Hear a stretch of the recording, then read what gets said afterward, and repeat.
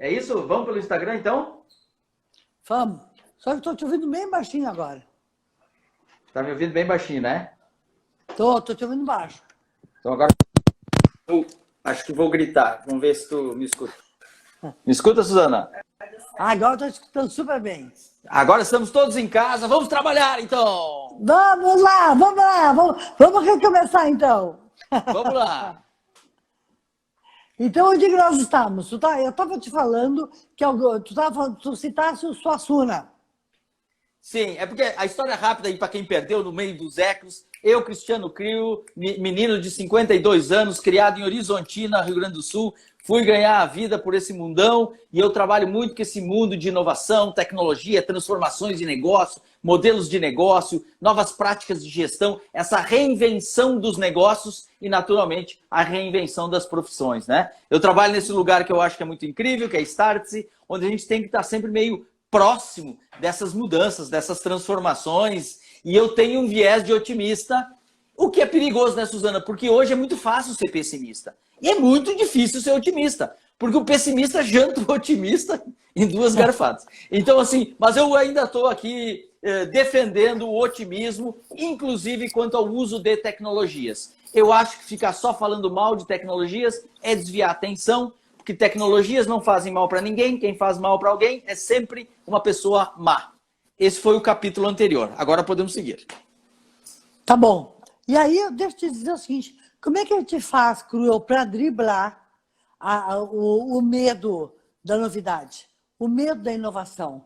Tem pessoas que eu percebo que quase que se fecham a isso, porque se atemorizam e dizem, meu Deus do céu, inovação, não, isso eu não quero para a minha vida, sabe lá o que vem? Como é que te faz? Porque é inexorável, né, Cruel? É inexorável, o mundo anda para frente, as inovações estão aí, as revoluções estão aí, as revoluções tecnológicas estão aí, e todas elas nos aproximam.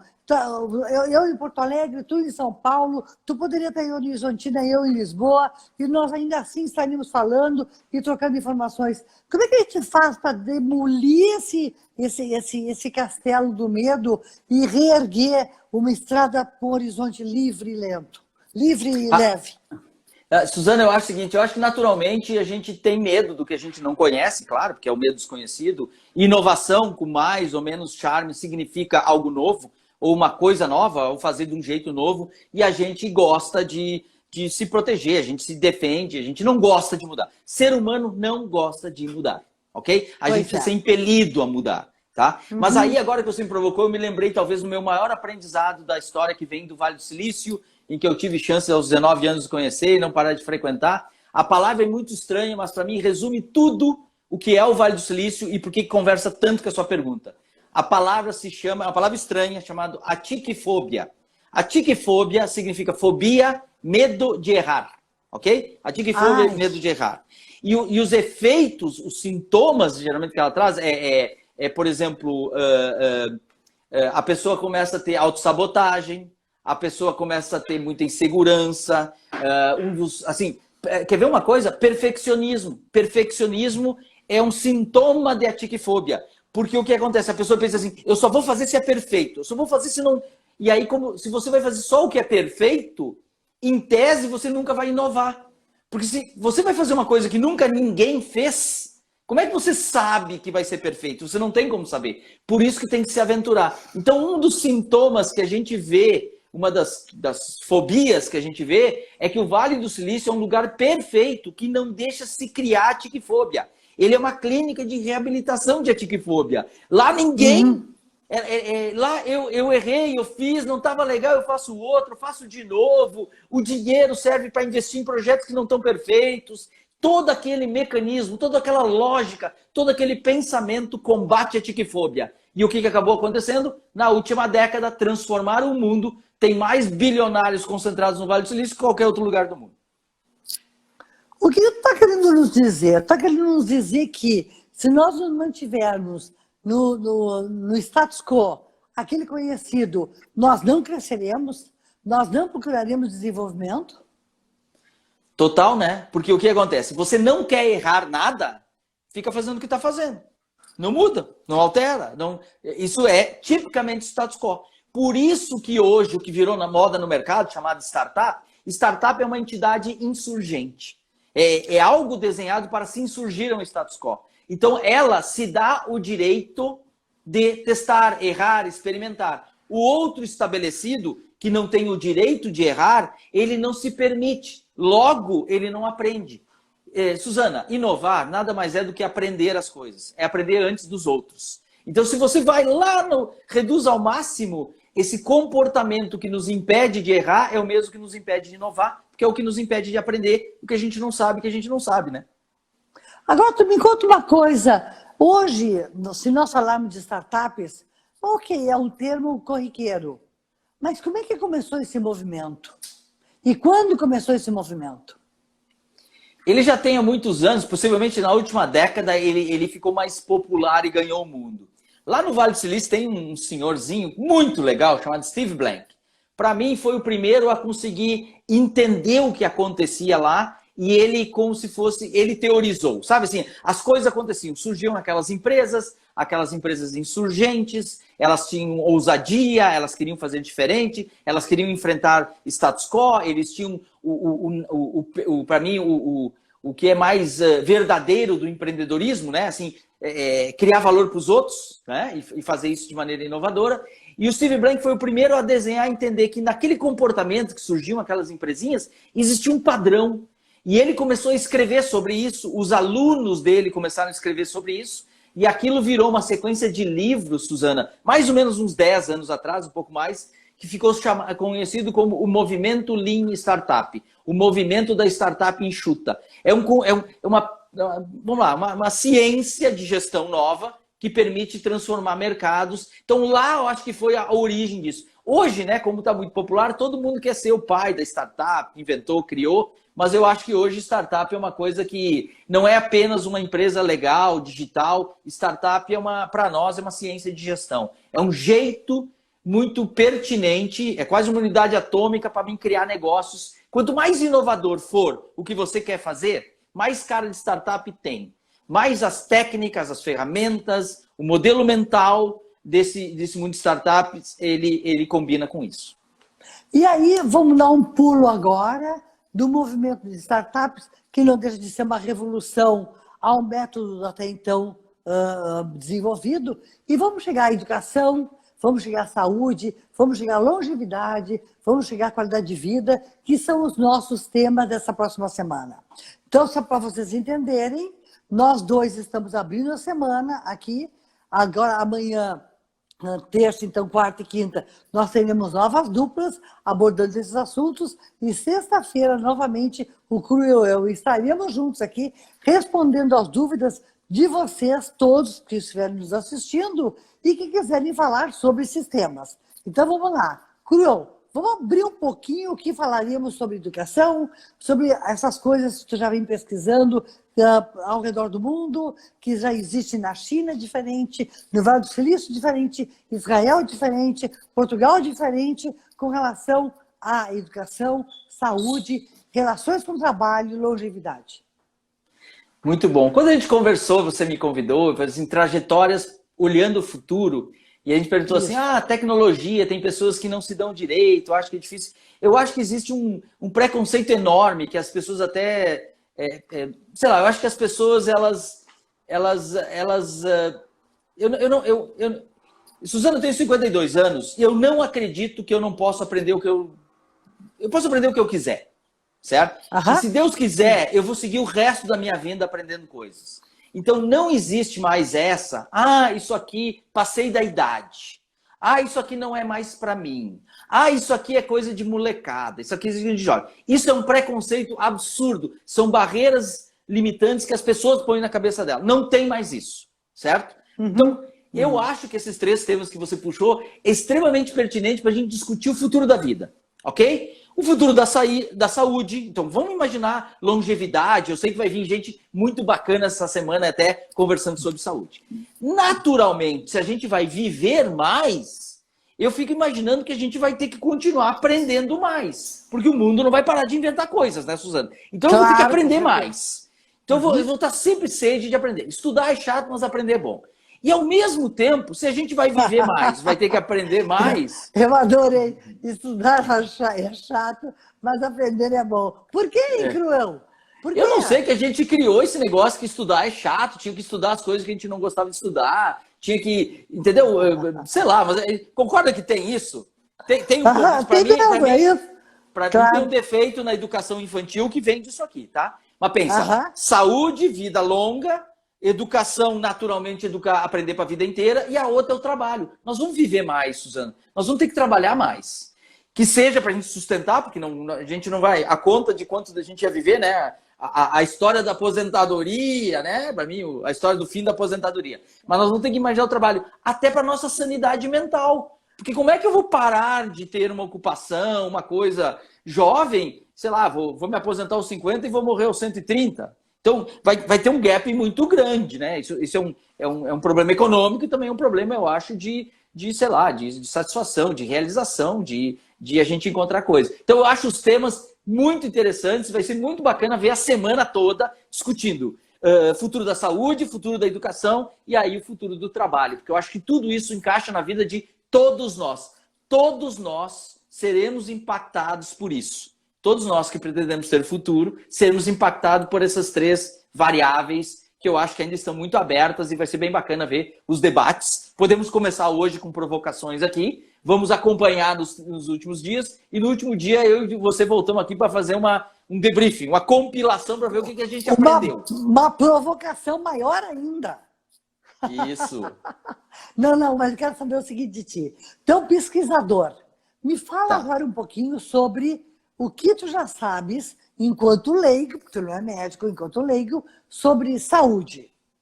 Perfeito. Vamos puxar um fio aí para ver como esse tema pode ser, tá? Eu já aprendi com algumas coisas muito interessantes. Hoje, como o mundo cria muita informação, tem muito conhecimento, já não importa mais tudo que eu sei, mas importa cada vez mais o jeito que eu penso. Por isso que a gente fala tanto de modelos mentais.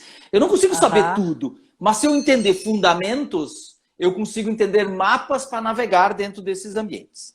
Se a gente pegar sobre a saúde ou sobre a longevidade, algumas observações que me provocam, me criam esse fomo, assim, né? Sabe, Suzana, que o livro mais incrível que eu li na minha vida foi na minha adolescência. E é um livro chamado O Século dos Cirurgiões. Isso é um livro de sebo hoje. Alguns médicos conhecem, ok? E foi o maior livro de inovação que eu li na minha vida. Talvez venha lá esses impactos na vida. Olha só, esse livro foi indicado por um tio meu, que é escritor, e meu tio Telmo, que é muito malucão, e o tio me recomendou esse livro. Esse livro foi, na verdade, um jornalista americano encontrou as anotações do avô dele, que tinha vivido lá entre 1850 e 1900, no início de grandes transformações na medicina. E ele começou a narrar as histórias. Tem uma história lá, Suzana, que eu não consigo esquecer até hoje. Olha só, olha a história narrada, que são histórias reais. Nova Inglaterra, universidade lá em Massachusetts, Harvard. Um médico famoso naquela época, inclusive o Dr. Warren, John Warren, nem esqueci o nome dele. Ele era um médico cirurgião famoso. Cirurgião famoso naquela época usava um avental todo purulento. Porque quanto mais purulento, mais mostrava a sabedoria do cirurgião. Porque ele tinha que fazer uma amputação, ele tinha que... Entendeu? Isso era aquele tempo, para a gente localizar. Então ele fazia cirurgias assistidas, botava aquelas arenas cheias de pessoas e ele ia fazer uma extração, ia fazer sei lá o que ele ia fazer ali, uma amputação. Então ele preparava e ele fazia aquilo para a audiência toda assistir. E um dia chegou um cara lá e disse assim, Dr. Warren, eu quero lhe fazer uma demonstração que nós vamos fazer uma cirurgia sem ter dor no paciente. Isso está escrito no livro, tá? Sem ter dor. E o John Warren disse, não, sem ter dor, como tem dor? Deu uma risadinha, mas tá tudo bem, vem aqui. Aí o que era isso? Era um dentista que tinha testado aquele gás do riso, gás hilariante, e que ele viu que com o gás ele extraía dente e os pacientes não tinham dor. Aí ele preparou a mesa ali, as pessoas meio rindo, que ele anunciou que ele não ia ter dor. Aí ele perguntou se tinha algum voluntário na plateia que estava com problema de dente para extrair um dente. E um cara lá levantou a mão, botou ele preparou o paciente com gás e tal, botou o alicate. Suzana, quando ele extraiu o dente do cara, o cara uivou de dor, mas berrou de dor. E a galeria inteira desabou numa risada. Diz que esse dentista caiu em depressão, surgiu, nunca mais saiu. Sabe o que se especula hoje? Que o tal do paciente estava sobrepeso e devia estar embriagado. E aí o gás não tem efeito. E a história mais rápida ainda para você ver o efeito que isso causou na minha vida sobre inovação, um ano depois veio um outro cara lá, um outro médico, e disse para o Dr. Warren que ele ia fazer uma cirurgia sem dor. E o Dr. Warren já riu e disse, eu já escutei essa história antes. Mas daí ele preparou e disse, vai extrair o dente de alguém? Não, o senhor me diz um paciente. Nesse caso, ele estava usando éter para fazer, inalava éter e anestesiava o paciente. E o John Warren disse que escolheu um paciente que tinha um tumor na mandíbula. Amarraram o paciente, o outro médico preparou ele, e quando ele foi fazer a extração do tumor, quando ele fez a extração rapidamente, disse que o paciente disse, doutor, quando o senhor começar, o senhor me avisa. E daí o John Warren viu que o paciente não tinha sentido nada, e aí John Warren, um médico, imagina, tinha que ser um homem robusto, forte, que não se emocionava naquele momento, senão ele disse que naquele momento o John Warren chorou. Olha que história linda, Suzana. Porque foi a primeira vez que ele sentiu que tudo que ele tinha vivido... Por que isso é tão relevante? Porque possivelmente daqui 100 anos, nós vamos olhar para a medicina hoje e nós vamos descobrir várias coisas que a gente não sabia.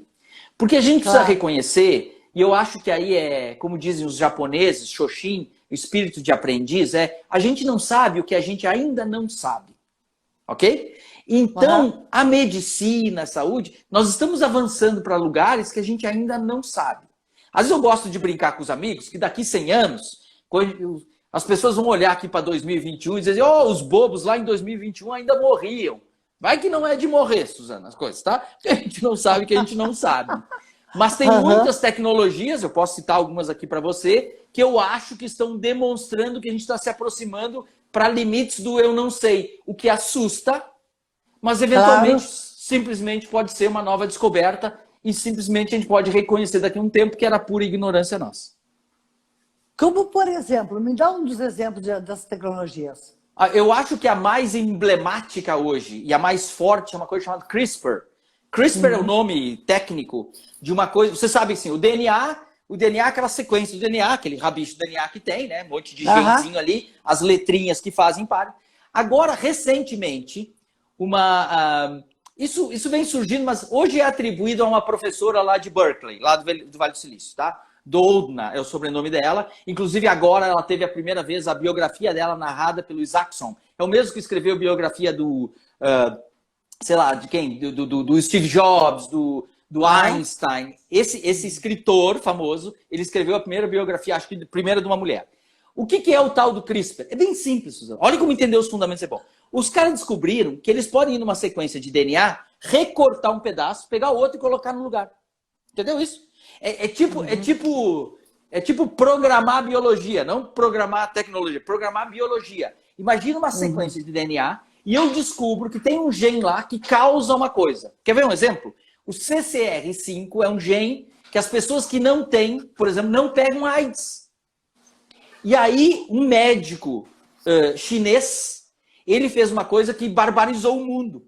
Ele pegou um embrião humano e fez nascer duas gêmeas chinesas. Nasceram essas meninas anos atrás.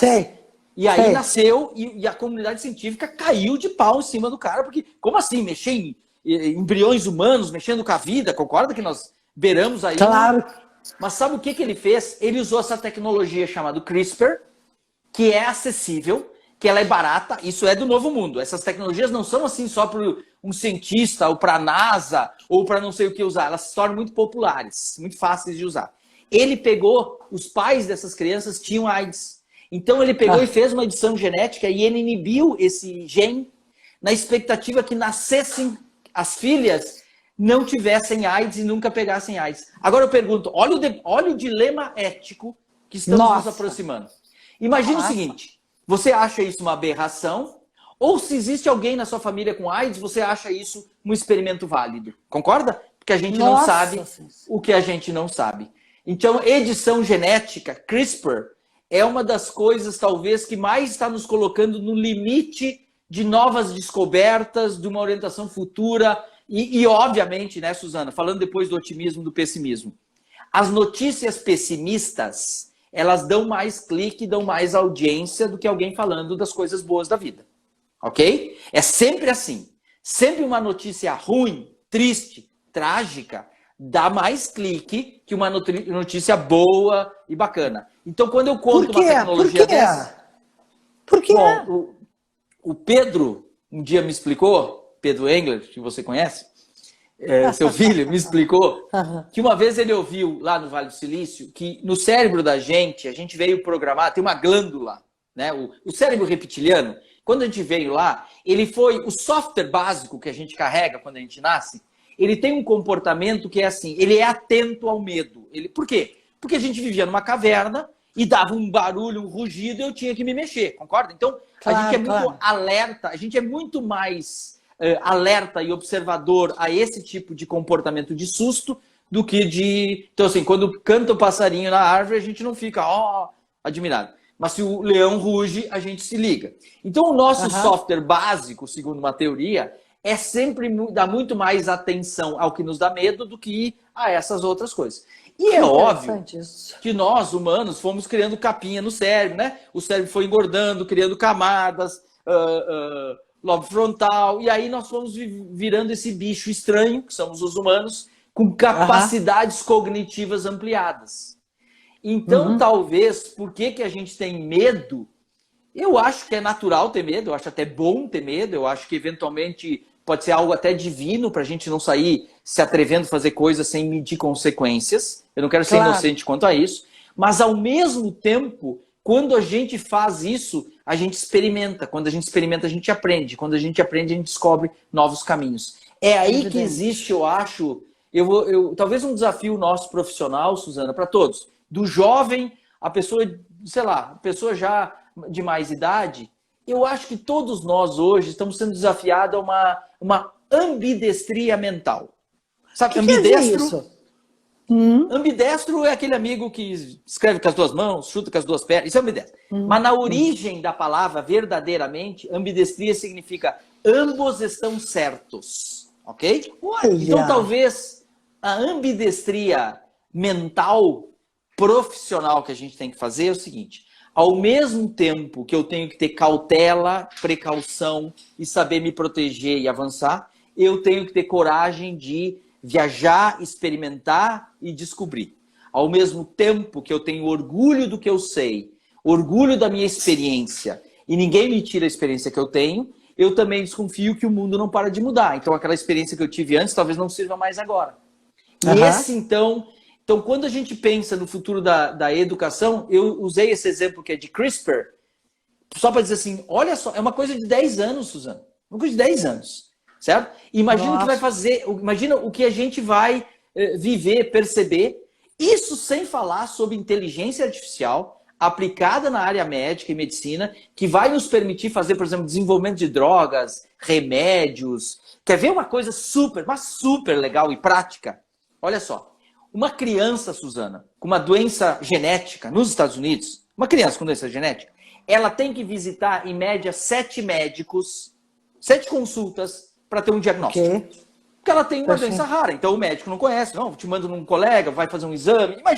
Imagina a angústia dos pais de uma criança, sabe que ela tem uma... Tá. O que eles fizeram? Eles pegaram imagens, Suzana, de milhares de crianças, apenas do rostinho das crianças.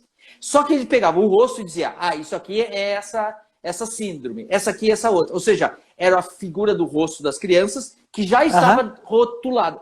Algum médico já tinha dito, isso é essa síndrome, ok? Sim. Aí eles pegaram milhares de imagens e treinaram um algoritmo de inteligência artificial. Aí eles pegam o algoritmo de inteligência artificial, colocam aqui, liga a câmera, dá para o médico bate uma foto da criança e ele é um acelerador de diagnóstico.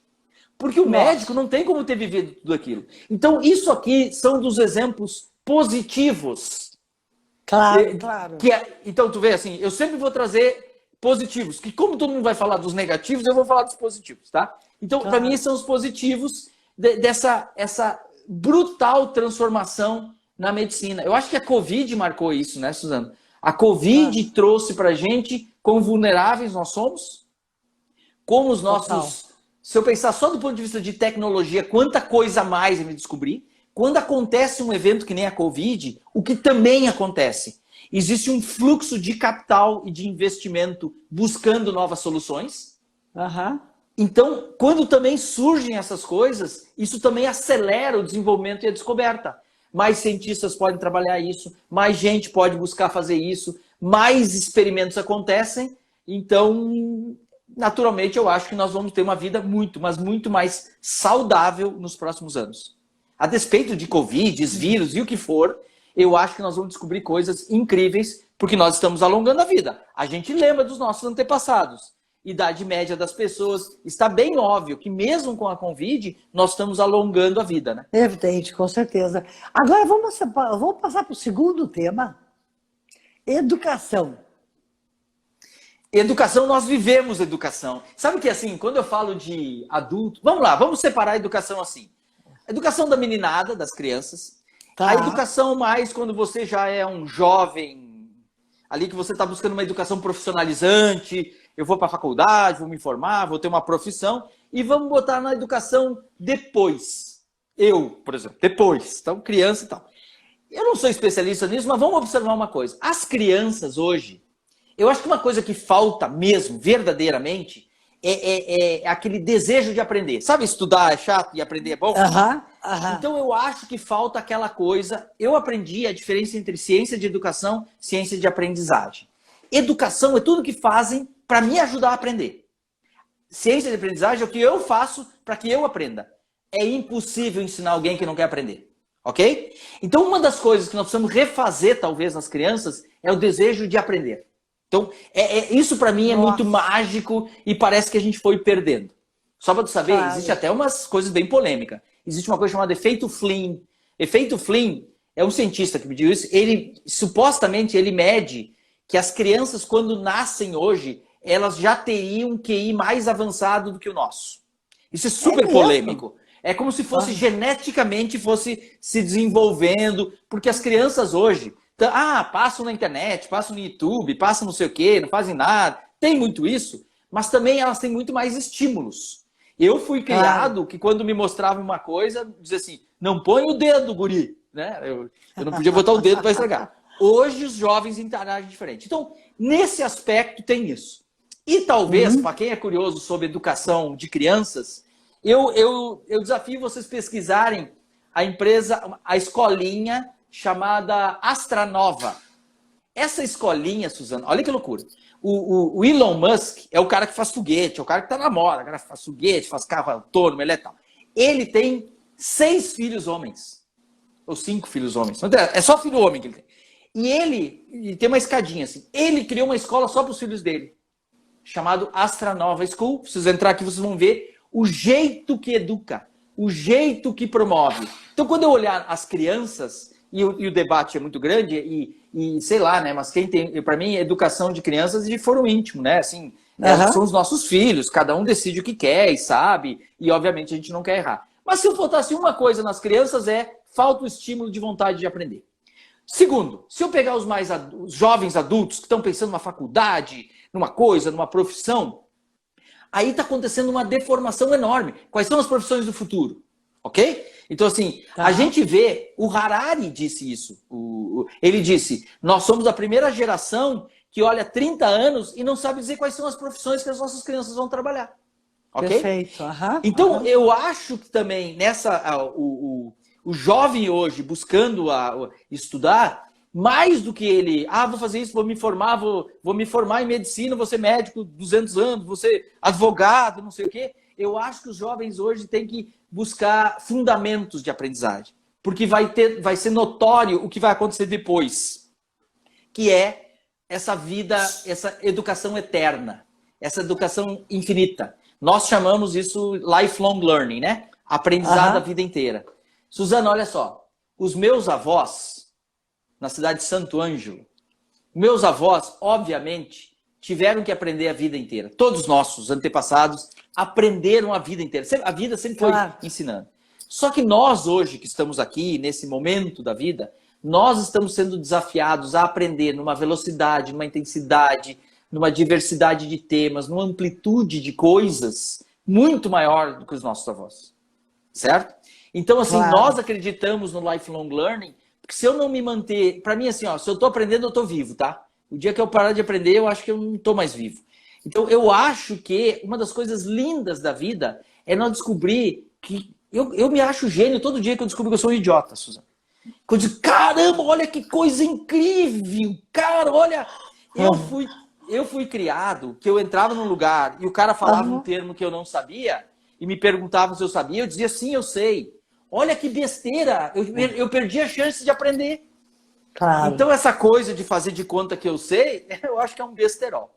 Então, se tu me perguntar assim, no core, educação, vai ter muito método, muita tecnologia, nós vamos ver um monte de coisas, né? A gente está debatendo hoje tipos de educação, mas tem uma coisa para mim que é central e também é polêmica, que eu acredito no profissional polímata. É assim, ó, todo mundo sabe que a gente foi treinado profissionalmente para ser especialista. Se você não é especialista, você é pato. Pato corre, nada e voa e não faz nada direito. Esses foram os aprendizados. O meu pai, que eu acho que está assistindo aqui com a minha mãe, disse que não é verdade. Pato voa pra caramba, Suzana. Ele atravessa continentes. Pato mergulha que nem um peixão. Ele vai lá embaixo.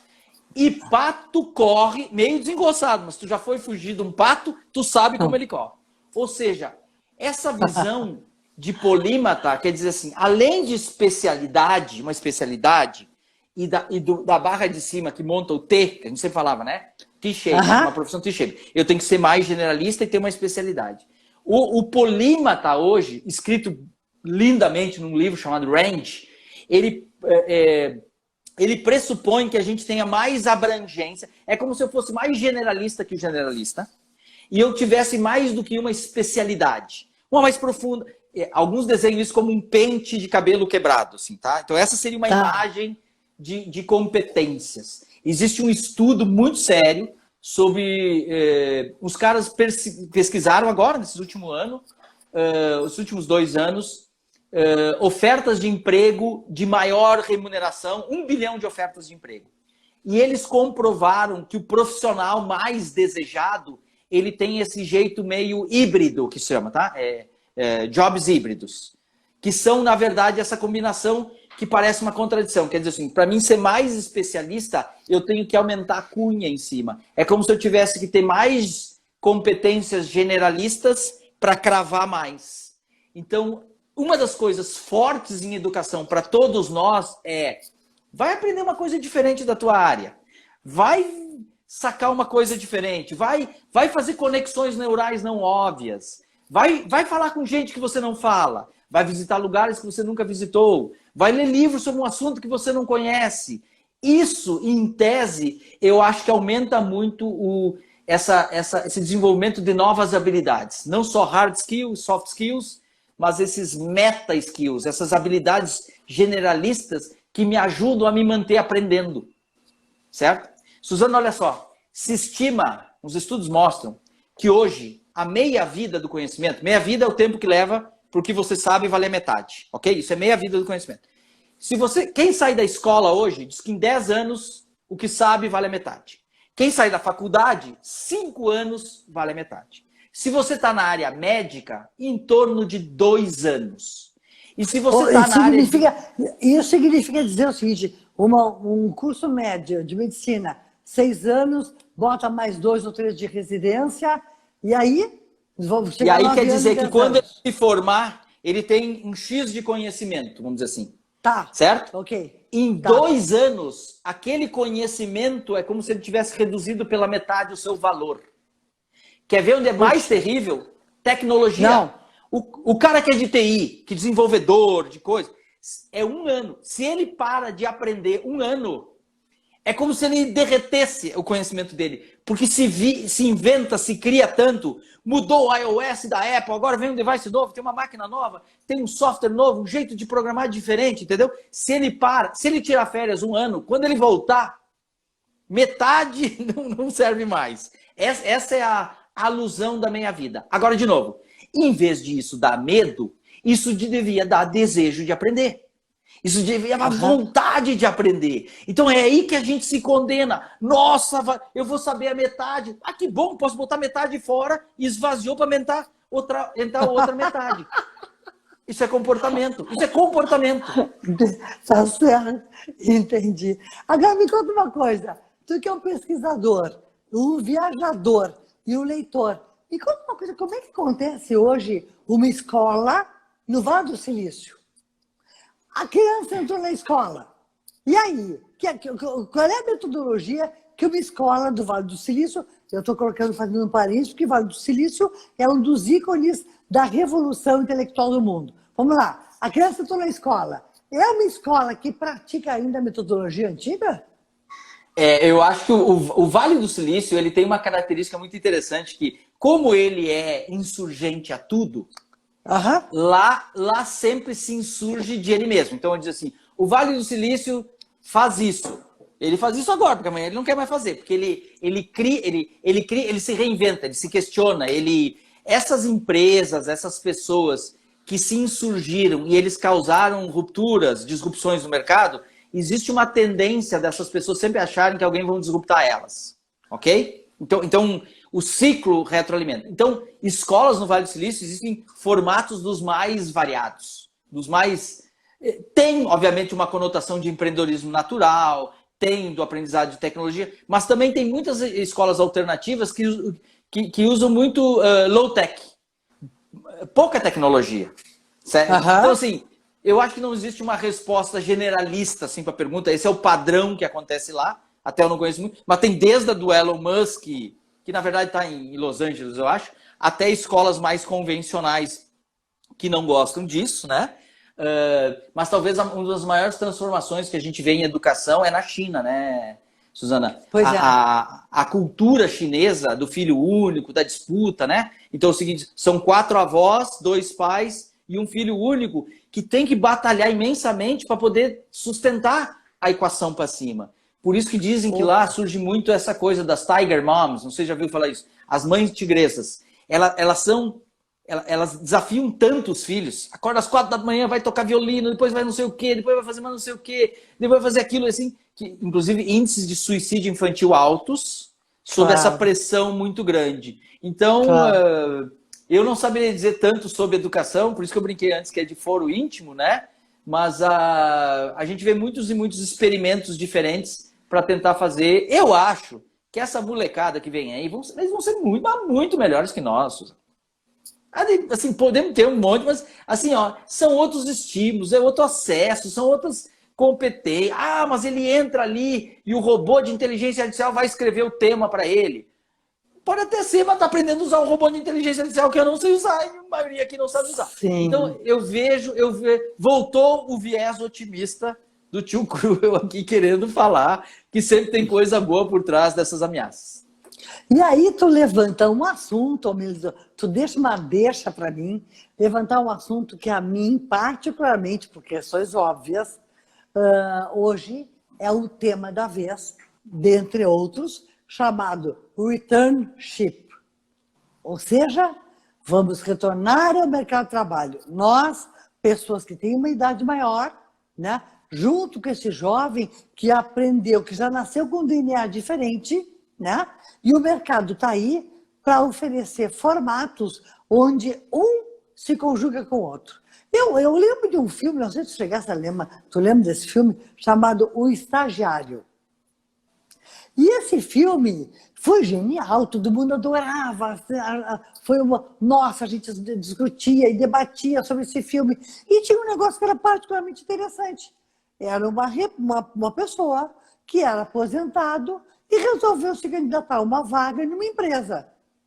E foi para essa empresa, começou a conviver com gente muito mais jovem que ele e virou um sucesso. E eu acho super estranho, cruel, algumas coisas que parece que quando vai para a tela de um cinema, ou para a tela de uma TV, ou para um livro, é uma coisa muito legal. Mas vai fazer a prática de inserir uma pessoa acima dos 60 no mercado de trabalho, convivendo com o jovem. Isso chama-se returnship. E o Cruel é uma pessoa que tem estudado barbaramente sobre esse assunto. Fala um pouquinho sobre esse tema, que também será o tema que será abordado quinta-feira. Ah, Suzana, eu acho essa uma das coisas mais interessantes. Aqui na Startse, um tempo atrás, eu me lembro de a gente ter criado dois extremos para trabalhar. A Startse trabalha com executivos, com empresários, ok? Então, a gente entende isso. Aí, um tempo atrás, nós criamos um programa com a Junior Achievement, que a gente chamava Startse 13 a 23. A moçada de 13 a 23 anos, os jovens, a gente fez programa, hoje tem programas voluntários ensinando esse estilo empreendedor para escolas públicas no Brasil, para a molecada, para os jovens, pum, isso aqui. Aí do outro lado, a gente ficou falando assim, pô, e do outro lado, os mais coroas, os não tão jovens, vamos dizer assim, tá? E tu vê, você puxa esse assunto, olha como o mundo conspira, Suzana. Hoje à tarde, na Globo, passou na tarde o filme O Estagiário.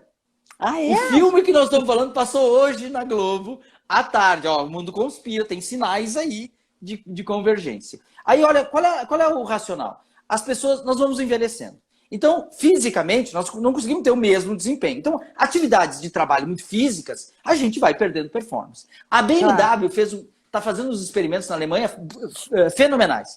Ela pegou as atividades dentro de manufatura, estou falando da fábrica, e ela começou a redesenhar para as pessoas um pouco mais velhas. Então, porque assim, os padrões que se tinham é que vem lá de, sei lá, né, dos grandes pensadores, que o homem, a força de tantos cavalos, assim, tu vê assim, é burro e forte, tá? Mas eles começaram a redesenhar os processos fabris. Suzana, os coroas estão tendo 8% mais produtividade que os outros. Eles estão redesenhando aquilo. E sempre me instigou a gente falar de diversidade. E tem tantos tipos de diversidade. E eu aprendi muito no Vale do Silício que se tu pegar pessoas diferentes e colocar junto, a tendência é sair coisa muito mais incrível. Mas muito mais inovadora, muito mais justa, muito mais bacana. Eu tinha isso.